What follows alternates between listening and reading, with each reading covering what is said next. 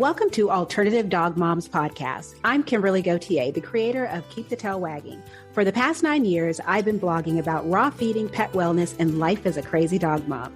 I've seen massive improvements in my dog's health since I started raising my dogs naturally, and I'm passionate about sharing my experience to help other pet parents. I'm Erin Scott. For the past 9 years, I've been researching and learning everything I can about healing cancer, allergies, autoimmune, and mystery illnesses in both my dogs and myself, and I can't wait to share with you everything I've learned on this journey.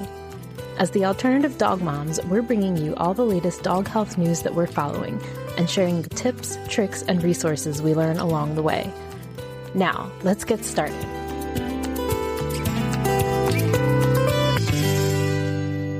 Hello, Kimberly. Hello, Erin. How you doing? It was nice to have a long weekend. Oh my gosh, it was very nice. I spent the entire weekend doing yard work. Oh, okay. And it was so nice. I mean, I'm not usually a yard work person because I usually have allergies, but as I get older, my allergies just are so much easier to deal with. So you remember we interviewed Dr. Rob Silver. Yeah. And Joni. Thank you from Real Mushrooms. So we've got our orders and I've been taking the 5 mushroom blend. And one of the mushrooms, I don't remember which ones, is a natural antihistamine. And so I've been taking 2 of those a day, not every day, probably 5 days a week. And I haven't had to take allergy meds that often. Wow. And I was convinced that this weekend I would definitely have to take allergy medicine because Johan trimmed the trees, branches so that we can do the mower underneath trees. And we live on 5 acres. We have a lot of trees and those trees are heavy. So I was dragging trees to the edge of the property, or, at one point in time, he took pity on me and brought his truck out so I could just load up the back of the truck. But by the time I was done, and we're still not done, but by the time I was finished, I was covered in tree pollen. And I was convinced that any minute now, I'm going to have a severe allergy attack. I went inside, showered, and allergy attack never came. So basically, I spent the entire weekend doing, like digging weeds out of the dirt, and it was fun. And I realized the reason why I've never liked yard work is because it always made me sick. So I don't like yard work because I don't like working in yards. I don't. There's a guy on YouTube and his whole channel is he's a landscaper and he goes to homes where their yard has just been neglected, knocks on the door and says, "Hey, can I do your yard?" And then and it's so funny because a lot of the people are so suspicious. And one woman was like, "Only the front though. Don't do anything else." And I'm just sitting like, if someone came and knocked on my door and said, "I will do this for free. I just want to do it for content for YouTube," I would just be like, "Can I bring you some lemonade?" Because it's like, you're more than welcome. So he does this and he puts the camera like on fast forward, and it can be like a 45 minute video of him working for hours. And oh my God, it's so satisfying. And so whenever I need inspiration to go and do yard work, I'll watch one of those. And then after that, I just want to go out and do yard work. So it's not like it's hard though. This was going to be the hardest weekend of the year. I keep waiting for that bug to get me where I'm like all into like gardening and planting and yard work, and it has not gotten me yet. It gets me all the time. Same thing with cooking. Mostly it's because I watched something. So with cooking, I watched a cooking show. And so now I'm convinced that I'm a chef. Last night I made beef short ribs with carrots and potatoes and onions in my pressure cooker. That sounds amazing. Oh, it was so good. And that's basically what I can do. If I could cook, like I wish they had like a cooking show where they just used a pressure cooker. Yes. That would be like my jam. Because it was I think they have that on YouTube, right? Yeah, that's what I did is I sat in the grocery store and I don't know if you've ever looked up a recipe online, but I will only use a recipe from a site that at the top they say skip to recipe. Yes. I'm tired of scrolling up my phone forever while I'm trying to get the ingredients, because I, of course, never look at it before I get to the grocery store. I'm usually just walking around and go, oh, that looks good. And then I start, backing into a recipe. So I visited probably 5 or 6 websites before I found one that didn't require, like a splash of dry red wine. And it's just like, I'm not going to buy anything that I'm only going to use a little bit of. And thankfully they do have those little bottles of wine. Yeah. Cooking wine. Yeah. So, and I'm sure you don't need to get some super expensive stuff, but I wanted something. There was one that had a ingredient and I can't even pronounce it, but I knew where it was because of what they described, because it was like an alternative to soy sauce. So I was like, I bet you it's next to the soy sauce. So I went to that aisle and sure enough, there it was, $8 a bottle. No, thank you, because I'm making one recipe. I need something that the only thing I need to buy is vegetables and meat. And maybe I was out of minced garlic, so I was willing to do that. But I need to buy ingredients that I'm going to use over and over again. Oh, aminos? Was it aminos? Yes. We have that. Yes, but it was like cocoa something aminos. Yes. They have the aminos, and then they have the yeah, that's what it was. We have that. Yeah. I don't know what this is, and I don't think I'll use it again. So it's like I'm going to end up just Googling recipes that require this ingredient to make the $8 worth it. And it was $8 for a small bottle. Yeah. So I was just like, I don't know what this is. I'm not a cook. But, started watching a cooking show and convinced myself I can do this. I wish I was one of those people that just went to the store and threw stuff together, but I'm not. It was easy to do it with the dogs because dogs don't care. Well, my husband, I feel so fortunate. My husband does like 99.99% of the cooking in our house, and he's an amazing cook, and he's all basically self-taught from Cooking Channel and YouTube, and awesome. And he's amazing, and he knows what to do with all these things. He's somebody that like doesn't need recipes. He can just like throw stuff, and I'm like, oh my God, I'm totally lost. Yeah, I was invited to join a group on this page that I follow. And I immediately joined it, and I'm just like so excited to get recipes. And all I want is easy stuff because I'm trying to be more smart about our money. And we went out to eat recently, and a meal that normally would have cost us, well, I shouldn't say normally, back in the day, which was like pre-pandemic, would have cost us $25 for the both of us, cost us $40. Yeah, it's crazy. Yeah. And it's just like, I don't really, going out we used to go out all the time because we just didn't have time and we just didn't feel like being bothered. Now it's like, no, we have to cook for ourselves. And so I'm trying to come up with things because it's like, yeah, I spent $25 yesterday and got an entire meal. Or I think it was like $35, got an entire meal for two, for both of us for 2 meals. And it was wonderful. It was actually 2 dinners. We both ate it for dinner last night. And then I ate some for lunch today. And I think I'll eat the rest for lunch tomorrow. And it was delicious. It was so easy. We saw some of Tim's family over the weekend for a cookout. And so he had made a big thing of meatballs to take over there. And so he kept some here so that we could have them. So I think we can get like 3 dinners or something out of it, and we'll do like pasta one night and meatball subs one night, and well, maybe meatball subs 2 nights because I love them. But a friend of mine did, it's slaughter season here in Snohomish County, so he had 2 cows in his cooler, and they're already like, they look like from a meat locker, so it's not like I'm looking at actual cows. I mean, they are actual cows, but you know what I mean? But he saves all the organs for me. So I got a text message, I think, was this Sunday? So Saturday, I got a text message. I got organs for you. So I got a heart, a liver, a spleen, which is really big, and lungs, and a lung, I guess, or lungs. I don't know if it was 2 lungs or 1, but it was huge. And so I went and I wanted to take a picture of it so I could post it on social media and be like, yo, this is how you get free organs. But then I'm sort of weirded out, even though it wasn't like it was like in bags and stuff, but some people still get like really, skeeved out by that. So I didn't. Came home, ground it all up, and put it into, I got so much, put it into 3 huge containers and threw it in the fridge.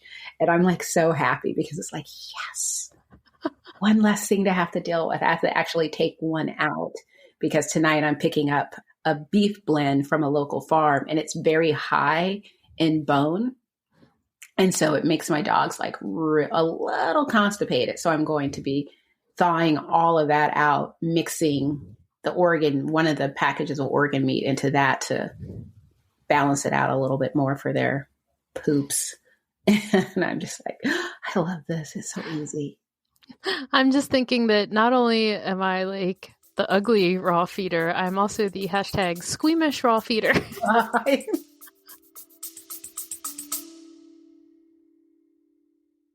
Hey, quick question for you. Are you someone who wants to be fit, healthy, and happy? And what if I told you you could get your dream body by simply just listening to a podcast? I'm Josh. And I'm KG, and we are the hosts of the Fit, Healthy, and Happy podcast. Listen, we get it. Fitness isn't easy. Carbs, no carbs. Just stop, okay? It doesn't have to be that complicated. And that's why we made this podcast. We get straight to the facts so you can become your best you. So the way to check us out is click the link in the show notes or search Fit, Healthy, and Happy podcast on any of the major podcast platforms. We'll see you soon.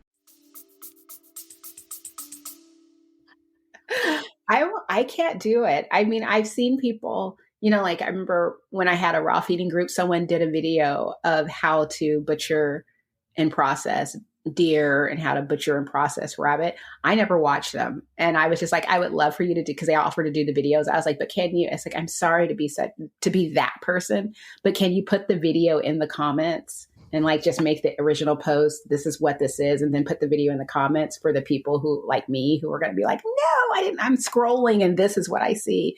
Nowadays, Facebook does we're protecting your sensitive eyes. And like, I got a message from someone today where it was like, we're protecting you. And I accepted the message. It was Instagram. And when it showed up, all it was a dog. And like there were some areas of their coat where it was thinned out. Oh, yeah, I've seen that. But it's like it wasn't offensive or it wasn't gross or anything. And I was just like, well, I'd rather be protected and have it not be a big deal than not be protected. And me being like, no. But I had to break the news. Someone was asking my opinion on what I thought it was. And I was just like, I honestly can't tell you because 1, I don't know. And 2, I'm not a veterinarian. And I am not getting nabbed for practicing medicine without a license. I was like, I do not want to be responsible for someone not going to the vet or not taking their vet's advice because I have no idea what I'm talking about. Yeah, I feel like you have to at least go to the vet and get a diagnosis. And then if you want to look for other alternative or complementary treatments, that's one thing. But to actually get a diagnosis, I think you do have to go to the vet. She did go to the vet. She just didn't believe. I honestly don't remember. All I know is she said that the vet said it wasn't flea related. And so she wanted to know if I knew what it was. And guys, it's like, it could have been a million things. There are so many things. I mean, hypothyroidism leads to, thinning coat. Your dog could have been licking there or scratching there. That could have led to a thinning coat. Your dog could have been laying on that area for a long time, like when they do on their elbows, and that can result in a thinning coat. Or, I mean, it can be a gazillion illnesses, including cancer, that can lead to a thinning coat. It's like, I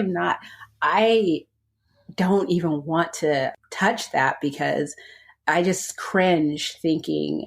I've been in groups, which is one reason why I'm not in very many groups anymore, where people, even though the moderators are like, do not diagnose things here, people, before they can get to a post to shut it down, everyone is diagnosing. I ended up in this really cool, I thought it was going to be a cool group. It's a dog lover group. The problem is that it's just a dog lover group. So 99% of the content that I see is so offensive to me. And it's everything. And I just will not respond. So people are talking about, just the things that people are doing with their dogs. They don't know any better. But, these are not holistic people. Right. And they'll post something and I'm screaming, like, go to the vet, like right now.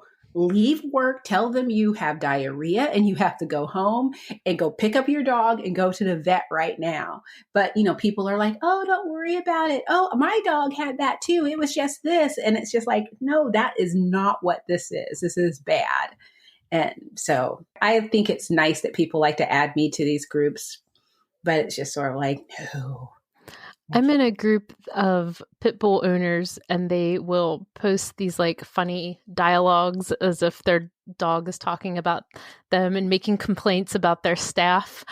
And it's very funny, but it's shocking to me the number of pit bulls with allergies and the number of pit bulls with torn CCLs. I mean, it's like every other post is one of those things. And of course, this is not a holistic group. It's not a health group. And I'm sitting there like, oh my God, I can help these people. But I keep my mouth shut because that's not what this is about. Exactly. It's like, it is so hard because it's like I partly want to, I want to help and I want to share, but I hear stories. I've never had this experience myself, but I hear stories where someone has shared their thoughts and opinions on something and someone in the group, like a moderator or something, freaks out because it's like, this is not what we do. And, this is not what we allow. And it's just like, all right, that's fine. That's all right. I don't know. I don't want to overstep and act like because I know that there are people that do want this information, but I find it easier to share it like on TikTok where people will then ask follow-up questions and stuff. I'm not stepping on anyone's toes or anything like that. So I feel a lot better about it. But yeah. The struggle is real sometimes. I know. So you said you had a story about your pup. What's Nino up to?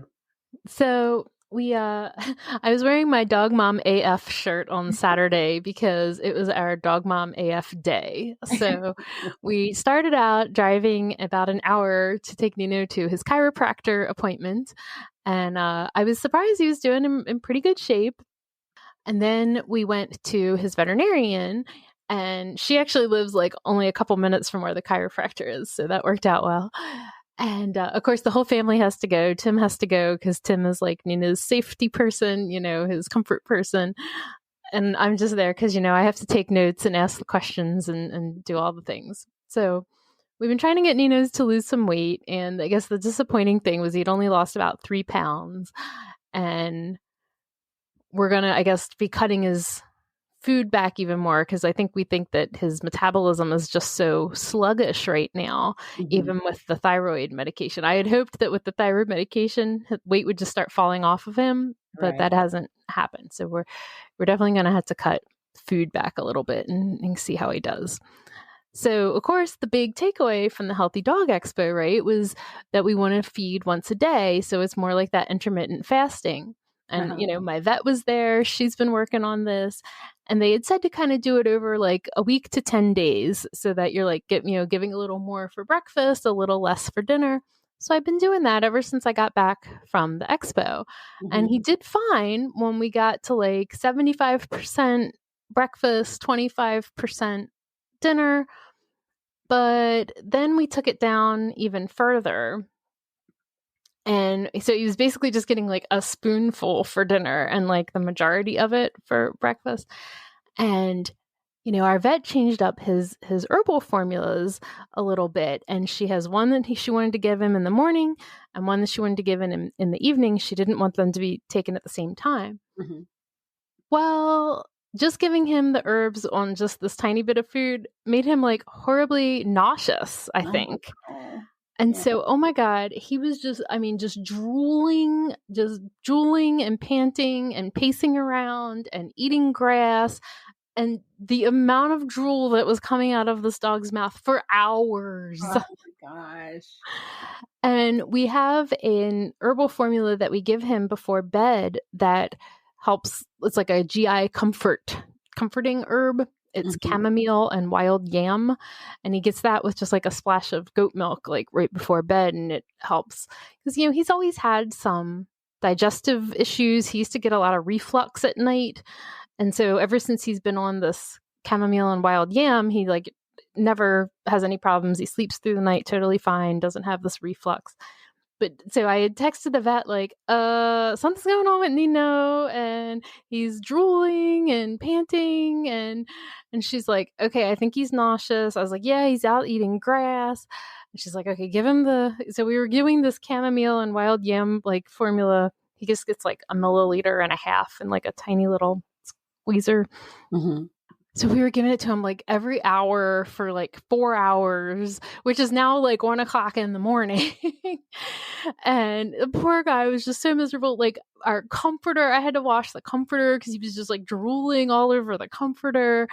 And so when I talked to the vet the next day, she's like, all right, we're just going to go back to his regular feeding schedule for right now because that's more important than, trying to get this kind of intermittent fasting thing going on.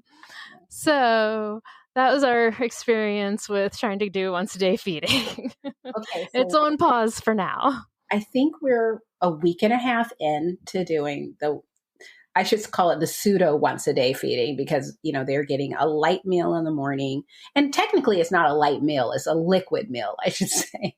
So they're doing kefir or raw goat's milk. Today I did fermented fish stock, but I didn't, since it was just the broth, I added a little bit of solutions to that. But basically I just want a light meal in the morning.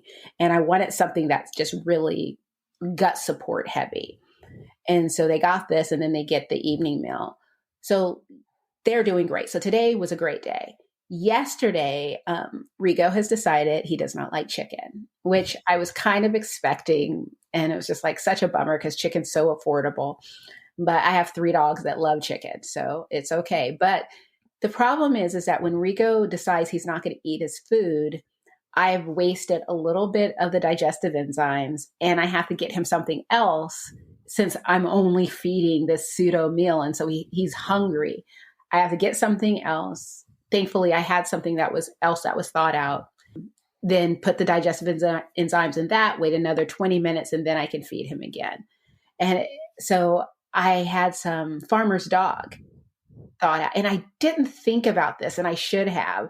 Because this is going to be, I don't know if you would consider, I think it is considered grain heavy because it was the beef. It has chickpeas in it. And I'm pretty sure it has potatoes in it, but I honestly can't remember right now. But I gave him, you basically split one packet in half, morning meal, evening meal. So since we're doing the evening, I just gave him the full packet. And my poor guy was going outside and eating grass until probably midnight. Until he finally settled down and went to sleep. And I felt so bad. And I just kept apologizing to him going, I'm so sorry, buddy. But he was fine this morning and I learned a lesson. So he's still this evening, since I have several packets of farmer's dog this thawed, I gave him a little bit of the farmer's dog and then gave him other stuff. And he ate his meal just fine. I tried to get some chicken and he was like, yeah, I see that. I'm not going to eat it. So I think when, we're going to get him back on his regular twice a day meals for the next 2 weeks, and then maybe try it the other way where he's getting more of the meal in the evening, less in the morning, and see how he does that way before we completely give up on it. Yeah. It's funny because it's like a lot of people do the heavier meal in the morning. I don't know why I thought that I should do the lighter. I think the reason why I did the lighter meal in the morning is because just one day I woke up and said, we're going to do this.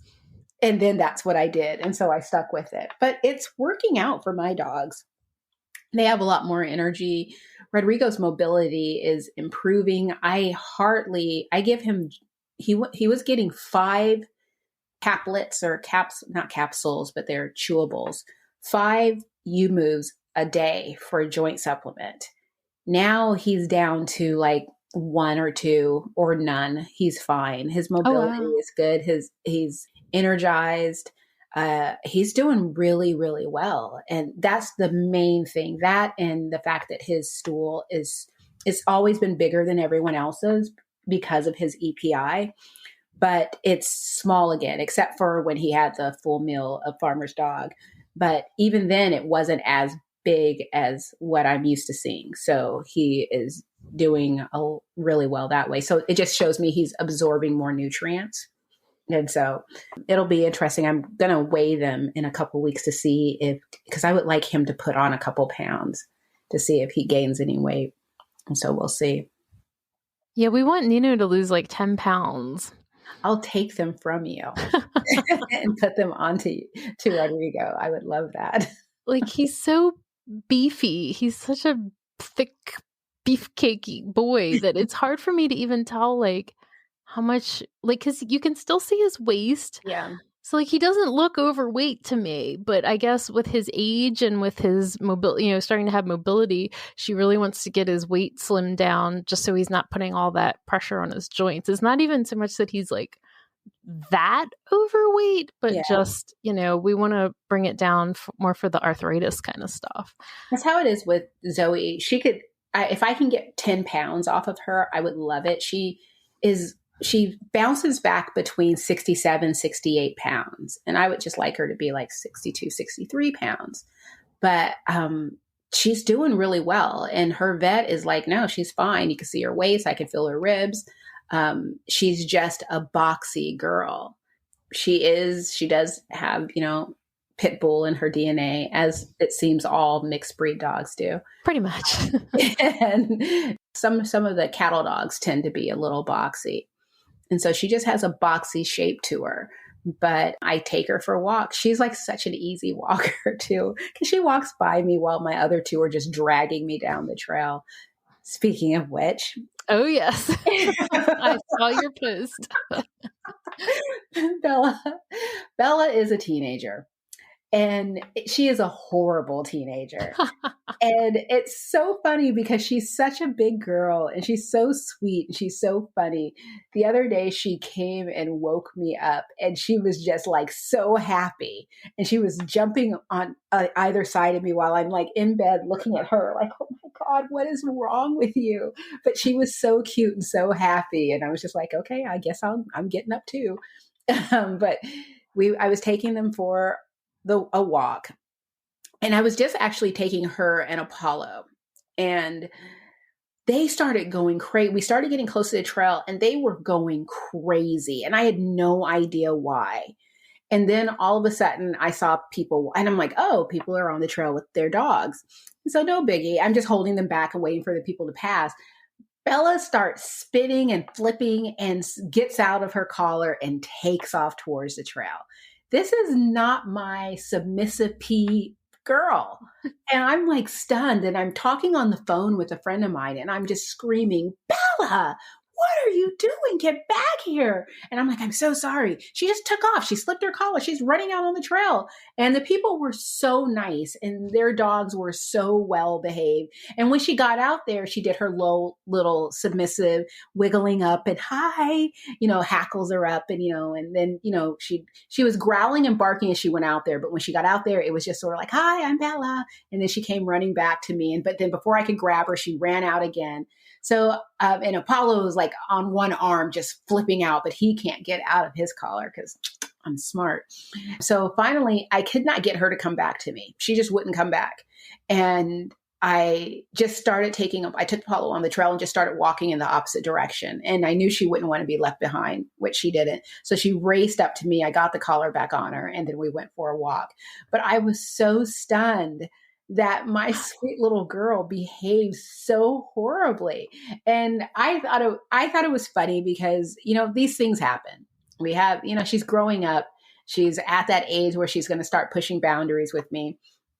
I just got to stay on my toes with her. I experienced the same with Rodrigo. I experienced a little bit with Scout, not so much, not anything with Sydney and Zoe were super easy. And Apollo was this on steroids. And actually so was Rodrigo. They were both horrible teenagers. I feel like Sydney was really good to offset and compensate for how horrible Rodrigo was. So I knew this period was coming. I was kind of hoping that I was going to bypass it because she was such a good puppy. But no, it's here and it's It's lovely. So I made a post explaining everything that happened. And a trainer jumped in and says, if I were you, I wouldn't brag about such horrible behavior. And I would be looking for a qualified professional dog trainer immediately. And I was going to respond and say, I'm not bragging. But then I was like, I don't have time. Block. Because it's like, if you're not even going to offer suggestions or be helpful, then why are you here? No one cares. It's like, this happens. And so I ordered her a new collar, and it's coming on Thursday. But in the meantime, I have a basket filled with collars because Apollo loves wearing dog collars. And so there was a period of time I was at an event where they had a ton of dog collars, and they were like, yeah, take whatever ones you want. And these were brand new dog collars. And I was just like, okay. And I was like, are you sure? Because I will take them all. And they're like, yeah, no, don't worry about it. And so I just took all the ones that I liked. And I think I ended up with, I got 5 at one event and 5 more, but basically I have tons now. And I've ordered some and purchased some. But so I went through all of his dog collars. And so I don't know about you, but since Bella's a girl, I want her to wear girly, like, pink and purple. And I don't want her to have a Marvel Comics dog collar, or, I want her to have girly colors. And so it took me a bit to just choose a collar for her because they were all for boys. And then I'm just sort of like, Kimberly, it does not matter. And so I got a dog collar, adjusted it and put it on her.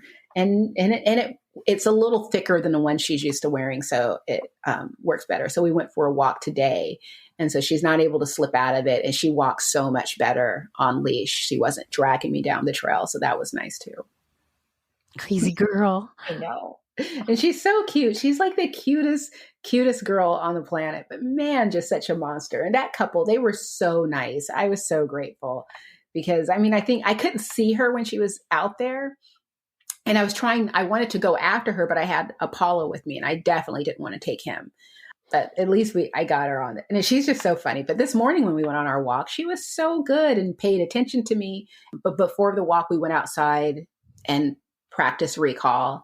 And this evening we're going to do it again because more people will be on the trail. And I have my 50-foot leash, and I just ordered a 35-foot leash that I think will be easier for me to handle.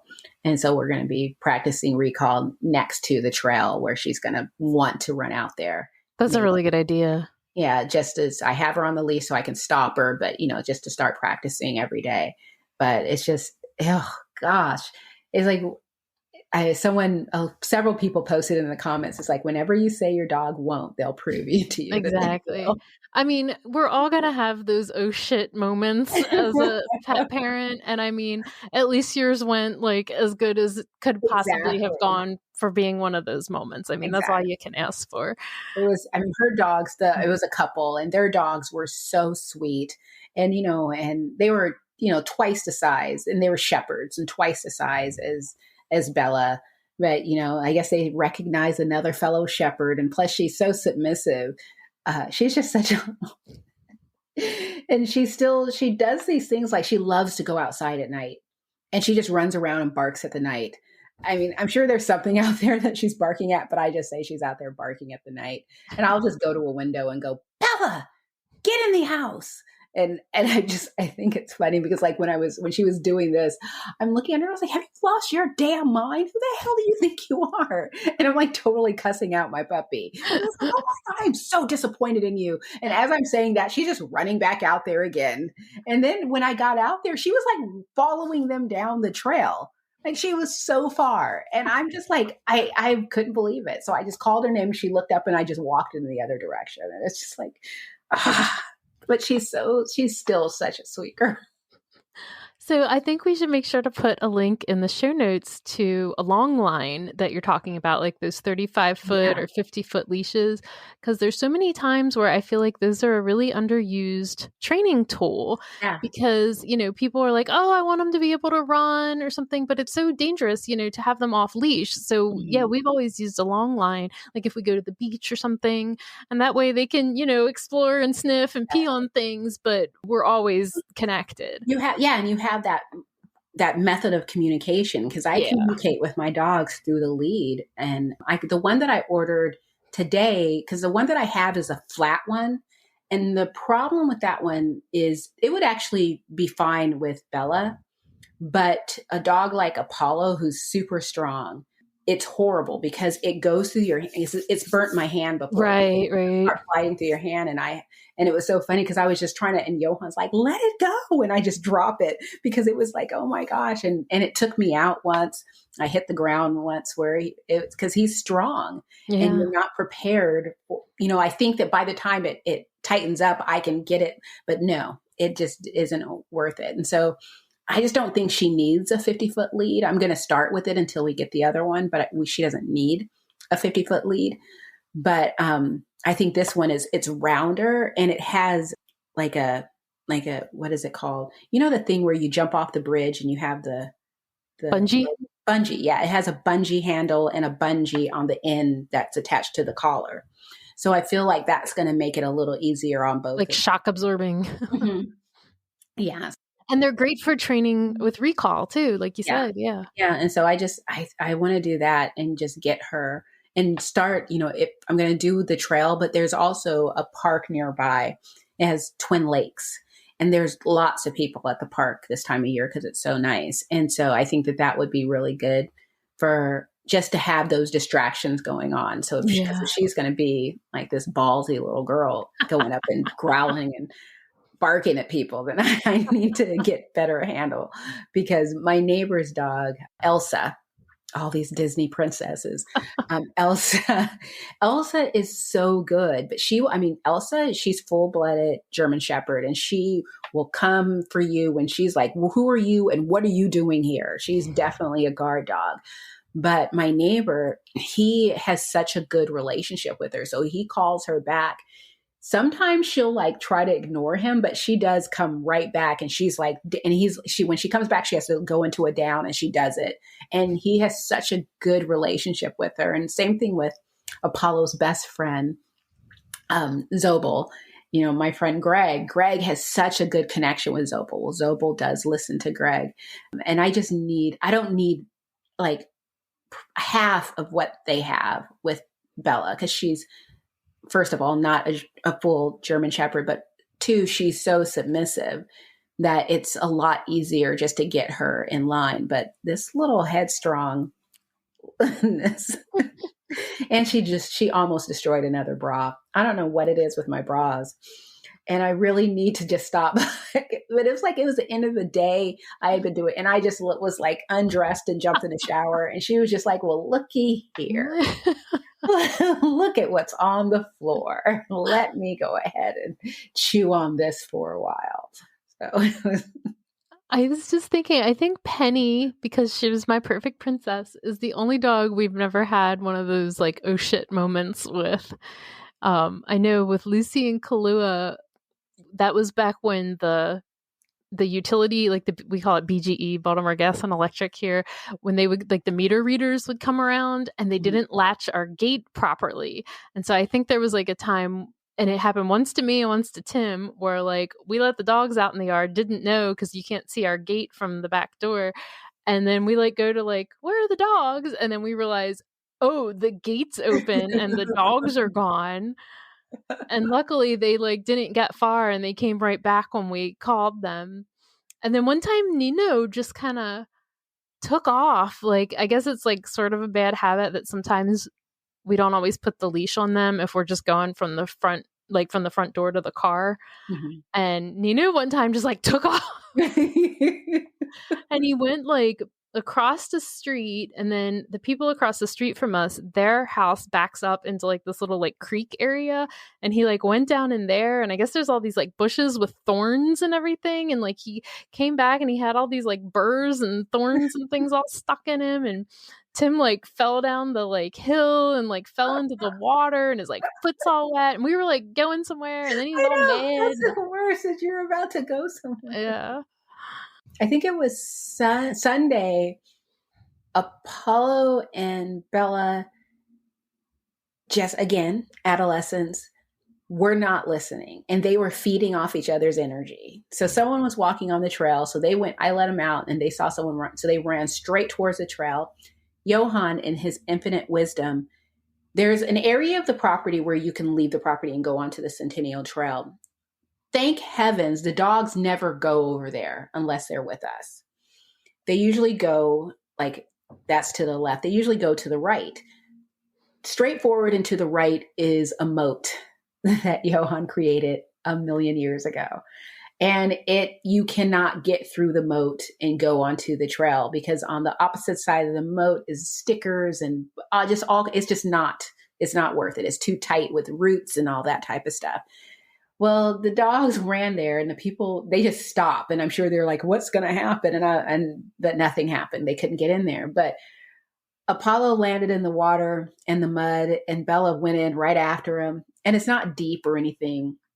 And they just went running back and forth through all of this and came back. And and they smelled like pond, which doesn't smell bad.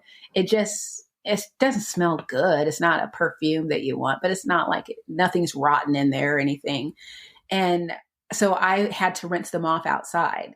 So I got Apollo. First as well, I have to sweet talk him to get him to come to me, and I'm super mad and just frustrated and trying to calm that down, because he's not going to come to me if he thinks he's in trouble. So he comes to me, I grab his collar, I take him over and I spray him down and get all the mud and stuff off of him, have him shake off, and then dry him off as much as I can. Then I have to chase Bella around, and she's fast and I'm 52. So,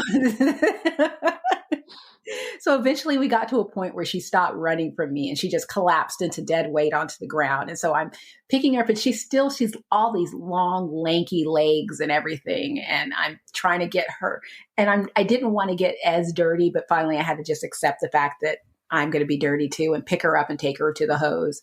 And then it was just like, of course, at first, like, oh my God. But then she was sort of like, oh, well, this isn't so bad. So she stood there and let me rinse her off. And so I got her all rinsed off and then dried off and put in the house. And it was a mess. It was 5 towels later. And I mean, it was just, and then Johann was like, isn't there some type of perfume you could put on them? And I'm like, I don't want to, they'll smell like pond and perfume. Perfume, yeah. And so I massaged them both with coconut oil. So I was like, this will just kill any bacteria. And then they smelled great the next day. They're fine. I just remembered we had another failed experiment with Nino this weekend too. So we've been trying to prevent him from jumping up and down. Well, he's already jumping up. It's mostly jumping down where he's like putting so much, pressure on his front leg. Mm-hmm. So, we're trying to get him in and out of the car. Tim and I both have like small, like crossover, like SUV type cars. So he's got to jump up a little bit and then, jump back down. So we have the dog stairs. So our thinking that was wrong was, he doesn't like using them in the house to get up to the bed, but maybe if we just have him on the leash, he'll just follow us on the leash. Nope. He launched himself out of the car to jump over and past the stairs, which was even worse. Yes. And then, when we're trying to get him up the stairs, he like won't, and he's like trying to jump, but he like didn't jump far enough. So then he like half jump, half fell, and then he like banging, and the stairs get knocked out of the way. And Tim's trying to pick him up, and he's a beefy guy, and he's also a submissive urinator. Yes. And I'm just like, oh my God, this is a nightmare. We're just gonna let him jump in and out of the car. It's like I tried so hard. So apparently we need to just even step back. I don't even know how to start with like at square one of like trying to introduce this concept to him. Yeah. But he has completely ever refused to use them in the bedroom also. So I bought a ramp. Well, actually I had a ramp in the house because someone went to me years ago for a review. And so I pulled that out. It was when Sydney was still alive, and I was trying to get her to use it, and she was not having it. And I would do the like hold her on the leash, and she would only do it if I held her under and went with her. And that was just so awkward that I was just like, I'll just lift you up. Yeah. Fine, I'll just lift you up. And it's like, just put your front paws up and I'll boost you. Yeah. Yeah. That was kind of what we did Yeah, to get him in eventually. Because Tim's like half throwing his back out, trying to like deadlift him, and With Bella, she because she doesn't like car rides, I have to pick her up and put her in the car, and then she scooches in there and lays down and shivers, and then she's like, "Oh, this is so bad," and then she'll sit around looking out the window. When we get to a location that she loves, she'll get out of the car with no problem. If she doesn't, like when we come home, I have to just open the door and just let her decide when she's going to come out. Because if I try to pull her out, since she's a submissive urinator, she'll pee in my car. So I just have to let her. And Johan's like, is she still in the car? And I'm like, yeah, she's just sitting there. Eventually she'll come out. Sometimes I'll let Apollo out and he'll go and just sit in there with her. And they'll just both sit in the back. And it's like, and then if I call him, she'll follow him. But it's just like, I need to, with this summer, I want to get her to take her more places so that she gets used to the car and used to different places. I'm just so hesitant to take her to public places that, like unlike parks. Like I don't want to take her to Home Depot. I want to take her to Home Depot because I think it would be a good experience. But because she's a submissive urinator, I don't want to take her to Home Depot, because the one place I take her, Skookum, which she loves, whenever she, I usually, before we leave, I take her outside to let her use the bathroom, hoping like, let's empty out that bladder. But there's always a little reserve. There's always, that secret reserve. Yeah. Reserve in there. So by the time we get to Skookum, when she sees all her friends, she gets so excited and then she does a little bit of pee. So basically I just I take her over to we have a table that we usually reserve.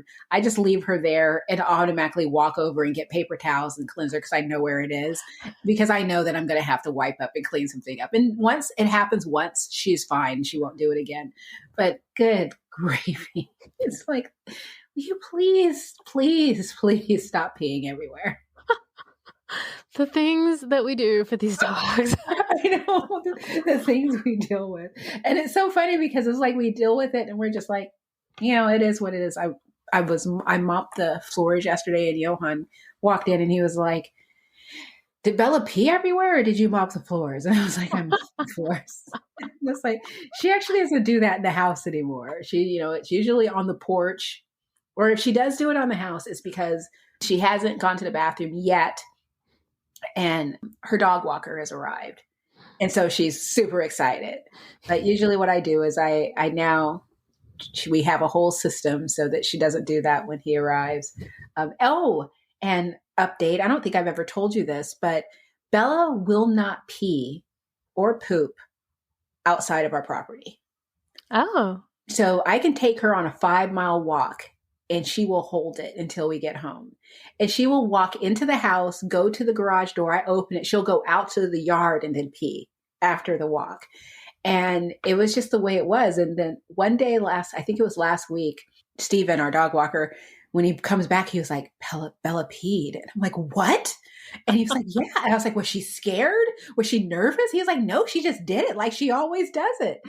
And a couple of days later, I took her for a walk. And sure enough, I was walking and I got stopped and I turned around and it's like, oh my gosh, she's peeing. And so she's now, not every walk, but most walks she'll pee. And she pooped for the first time on a walk a couple of days ago. And I was absolutely floored because I feel like, yes, she is now comfortable enough to just be like, yeah, I'm going to just do this here. So my Lucy used to be like that. We would always joke that like walks were for business. Like she was on patrol.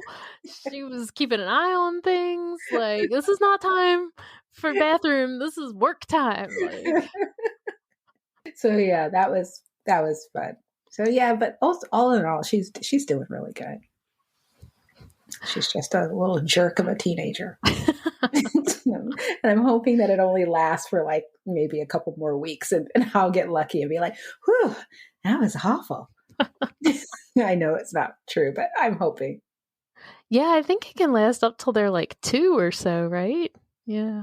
I'm thinking, so my logic of the person who knows nothing is that because she weighs 55 pounds now, that I figure she'll probably grow to be like a 60-pound dog. And because she's a smaller dog, I mean, still classified as a large dog, but she's not a giant breed dog where they are still maturing, like at 2 and 3 years old, that maybe, I'll catch a break and this will last. I think is she 9? She's almost 10 months now. She'll be 10 months next week. So hopefully, maybe August is when she'll be 12. That, maybe I'll have basically a little adolescent through the summer, and by fall, she'll just be my adult girl. I really do. Fingers crossed. I know. I really don't want to. I mean, at least if she's still, well, I don't think she will be, but at least it's like, this is a good summer because a lot of stuff is going to be happening around our property with the Centennial Trail and everything. So I'll have plenty of practice so that at least by fall, I won't have her taking off. She does stay in the yard though. I call her to not leave the yard. That's something that hasn't changed, thank heavens. But she does not listen. Lots of training opportunities. I know. I'm telling myself that she does not listen though. So, but she did. Okay, so this is random. She had her first whole rabbit head. Yes, squeamish Erin. I gave my dog an air dried rabbit head, and I wasn't sure because I have tons of them, and I wasn't giving them to my dogs because she was still a puppy. But probably I think it was last week, I decided to go ahead, and I was too busy. I was super busy last week with work and just didn't have time and forgot to thaw, and was just like, you know what, you guys are going to have rabbit heads. And so that's what they had for a meal. And she did it perfectly. She did really good. So she does have that down. Well, Nuno's been having fun working his way through the real dog box. Oh, yeah. So I think the chicken feet have been his favorite so far. But he also liked the rabbit feet, rabbit legs. These are all things that Tim has had to give him. I did do the chicken feet. I just kind of squeezed it out of the package and didn't touch anything. But I made Tim deal with the rabbit feet. Is it rabbit legs or rabbit ears? It's feet. Yeah, of the rabbit feet. Yeah. Yeah. Oh yeah, because they have the back feet with fur and yeah. Oh yeah. The look on your face.